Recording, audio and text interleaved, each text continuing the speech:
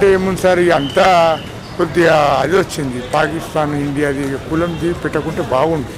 కొద్దిగా అది పెట్టి నాకు కొంత మూవీ చూసా కదా, ఎలా అనిపించింది? బాగా అనిపించింది. ఏం నచ్చింది? సాంగ్స్ నచ్చినాయా?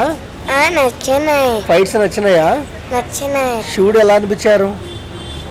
బాగుంది. ఓకే, మళ్ళీ చూస్తావా? మళ్ళీ వెళ్తావా? మళ్ళీ నెక్స్ట్ టైం వచ్చి చూసి వెళ్తా. హీరో నచ్చినారా, హీరోయిన్ నచ్చినారా? హీరోనా?